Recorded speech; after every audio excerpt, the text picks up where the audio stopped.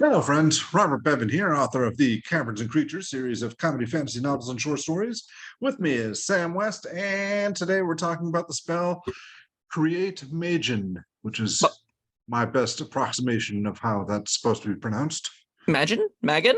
Magen? I don't know. One of those ones. Commenters, tell us how to pronounce it, but don't write it phonetically. Just write the word Magen. I think that would be a good time because none of us will know then what you meant, but you'll still be right.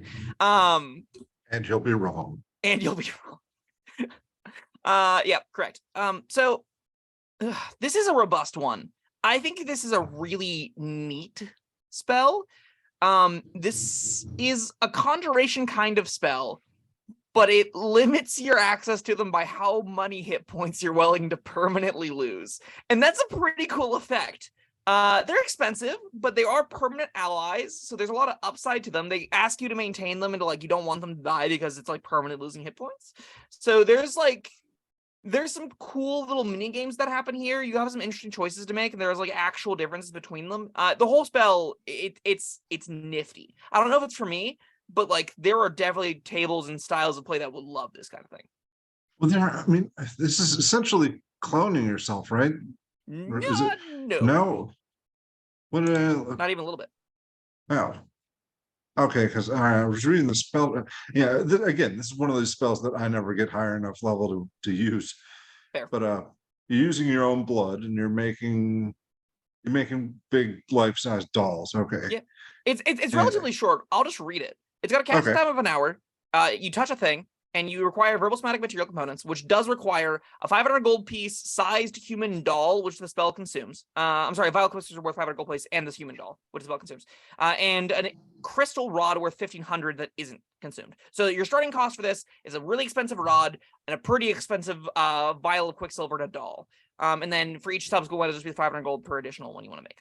While casting the spell, you place a vial of quicksilver in the chest of a life-size human doll stuffed with asher dust. You stitch it up, drip your blood in it, and at the end of casting, you tap the doll with a crystal rod, transforming it into a Magen clothed in whatever the doll is wearing. The type of Magen, the thing, is chosen by you during the casting of the spell, and below it has their varying descriptions. There are 3 different kinds you can get. When your Magen appears, your hit point maximum decreases by an amount equal to the thing's challenge rating. Only a wish can undo those hit points. So it is once you get 5 levels down the road, you can just be like, I like my hit points back, please. And then you do that.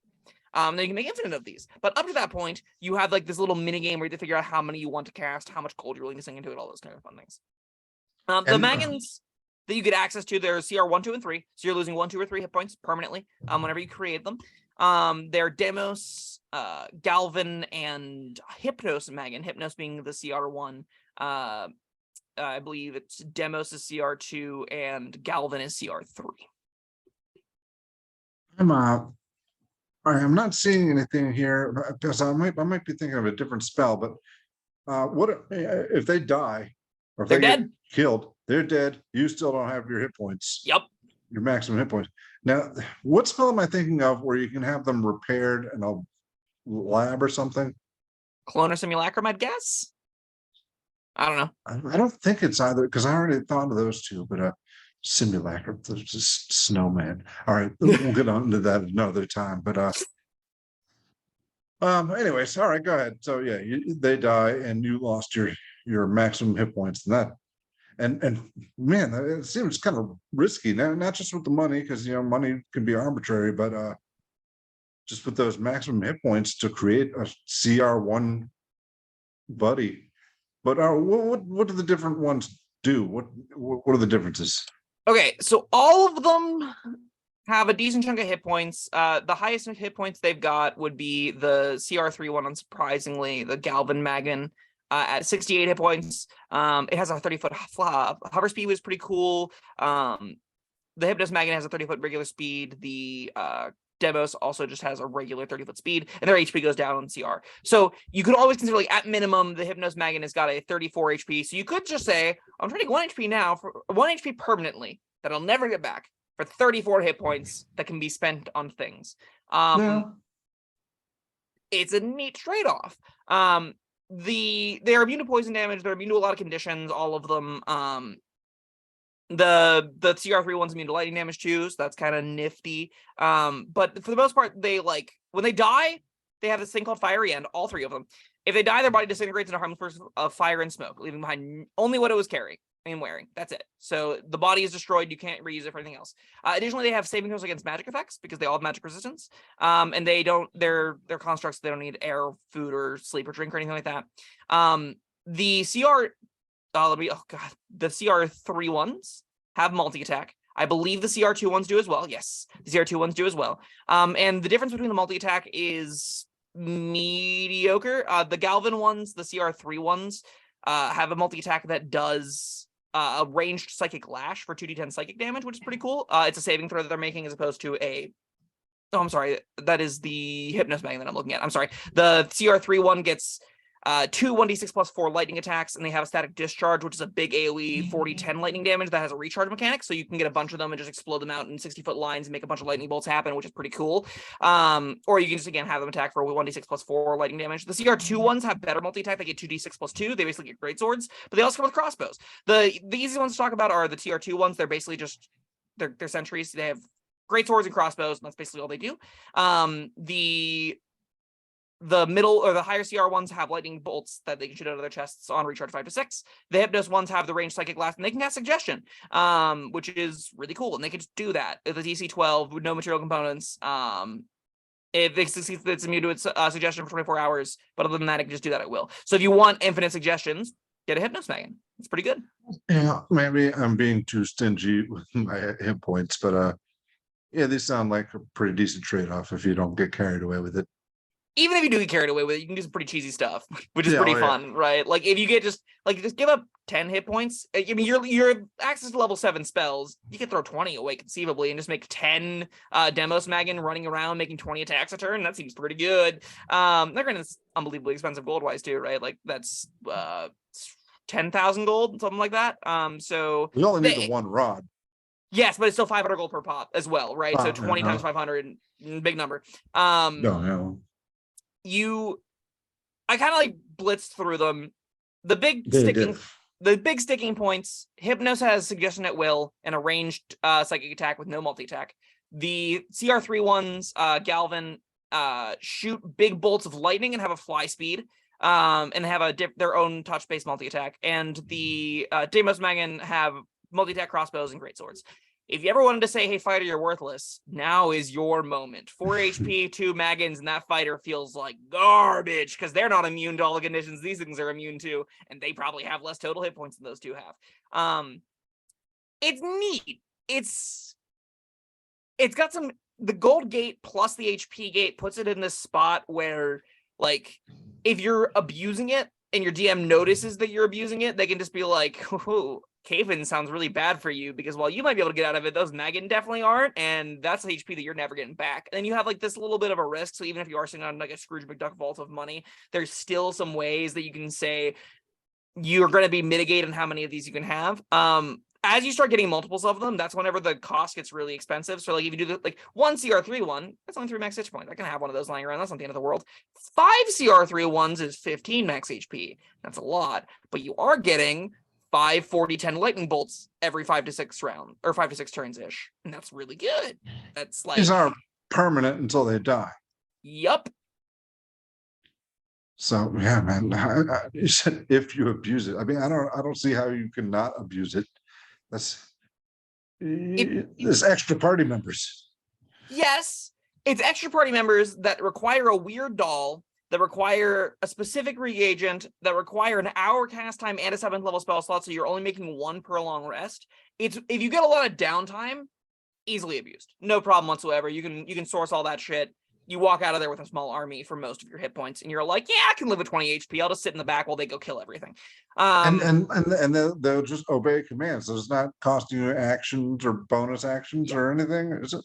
So I mean, conceivably, you've got your army of Magens plus whatever conjure spell you're using your concentration on.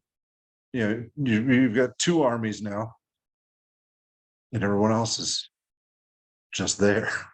Just there.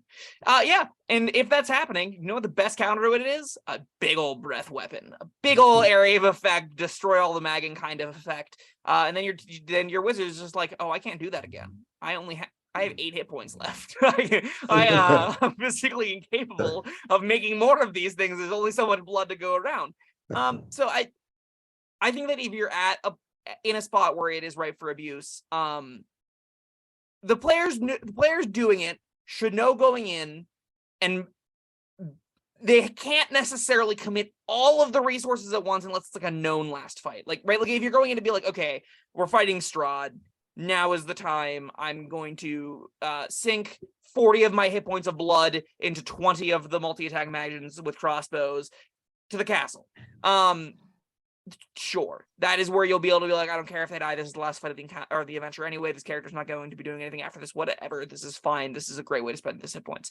If you're playing on a game that intends to go into the upper, like, super high tiers, and you start making a lot of these things, they start dying, these are permanent repercussions for temporary actions that, while, yeah, you might until be able to, you get wish. Until you get wish, which is unfortunate, because this spell really is so cool. And then you have to say that, Bob, because now that's like, oh, right. I guess you just abuse it once you hit 17th level. But okay, if we're talking about abusing things when you hit 17th level, there's more busted. I don't know about more. There are busted things you can do with Wish. They have to be more busted than this in some cases. Meteor Swarm defeats a whole army of Magen in a second. So sure. We're at a tier of play where fine, whatever, you can no longer be penalized for the army of Magen that you made 5 levels ago. I land. If there's going to be really busted things, if there's going to be like, we talked about Create Undead, I like when the busted things have a lot of hoops you have to jump through, that have a lot of little bit of management that makes you ask, what are the logistics of this? And how are you making this physically occur? So like in the white cases for Create Undead, you have to have them go massacre towns. In Magen's case, you have to source a bunch of dolls and get a bunch of money poured into it. And it's money that goes into a very specific thing, right? Like you need very specifically a whole lot of Quicksilver, 500 gold pieces worth of it. And that's not necessarily easy to find. But if you are just like being able to do with your GM one-to-one gold components to things, it then still costs you hit points that you don't get back until eventually you get to the upper tiers, and then it matters less then. I think all of that comes together to make a really neat busted spell. I think you can use this fairly and just say, all right, I'm going to have one of these up at a time. I'm not going to risk more hit points than that. If it dies, I'll make another one next long rest. And you can probably live out most of a campaign losing like 15 hit points at max to do that, and have a perfectly serviceable time and be really happy with the spell, especially because it's not something you're casting combat. Like you said, it's just, you have that companion now. That's just a multi-attacker at your disposal. It's just a lightning cannon at your disposal. It's just a suggestion at your disposal. Like, at minimum, you really should make a Hypnos Magen just so you can like store it in your backpack. I guess it's medium, so you have it follow behind you, and then just have a suggestion bot. Just be like, make the townsfolk go do what I want, go find enough people that'll follow your suggestion to go follow us for an hour and make a party, right? And then you send it out to do that and does the little thing and send it to a follower. That's like a minimum I would consider doing with Create Magen. The other things you do with it can be more busted. They don't necessarily have to be, though. And I think this is a spell you can play fairly and have a good time with it. I think it's a spell that can be abused, but in a way that is you can counteract it somewhat. I think that's great. I like that. I think the minimum is just being able to explain why you have all these life-size dolls. Animated life-size dolls, yeah. Weirdo. Oh no, they're not animated yet. You just right. You just have them, and oh no, yeah. I was going to use this spell. Yeah, it's like, does someone want to explain to me why the guy living up on the hill in that enormous lavish estate just ordered functionally like 30 body pillows? Like, is anyone going to answer this question? Yeah, sure. I guess like that's all that you got to pay for that with your society, with your reputation. Yeah. Of the things that came out of Rime, I think Rime of the Frost Maiden, all in all, was a pretty good book. I liked that it was an adventure path that came with a couple neat spells. And while Frostfinger blows, Create Magen's sweet. I want to see more. If we're seeing books and expansions like that, this is the kind of spell I want to see. I want to pick the spells like it made me go, huh? And this definitely makes me do that. And let's get more of that, please. You got a rating for it? I think this is a 4. I think this is a really solid 7th level spell for, of course, only wizards. But it's good. It's not going to break the game in half, but your DM, if you let a player have 2 weeks and they have a large Scrooge McDuck vault of money, you're going to come back. They're going to have an army of Magen. You're going to be like, I don't know how to deal with this. And you're going to figure that out really quickly. And that happens a little bit earlier than it does for some of their spells. So I think it might break the game in half. But I think the counteractive points are enough that the DM can very quickly be like, oh, I know how to tune this. I'll kill some of them. They'll see the repercussions of their actions. They'll have to leave some back at home and whatever. They'll start using them more strategically and not all at once as a brute force cannon. I think that'll become readily apparent, which is the only reason this is a 5. All right. Yeah, I'll agree with you. I got nothing much to add. So yeah, go play with dolls. All right, that was Create something. Magen Magen. Yes, one of those ones. Thank you, Sam, and thank you everyone for joining us. We'll see you next time. Bye-bye. Thank you for watching. If you found this helpful, informative, or entertaining, I'd really appreciate it if you hit the like button below. You needn't smash it. A gentle tap will suffice. If you want to see more videos like this, subscribe to the channel. And make sure you check out the links in the description, where you'll find my Caverns Creatures series of comedy fantasy novels, Sam's full review of The Spell, and other fun things.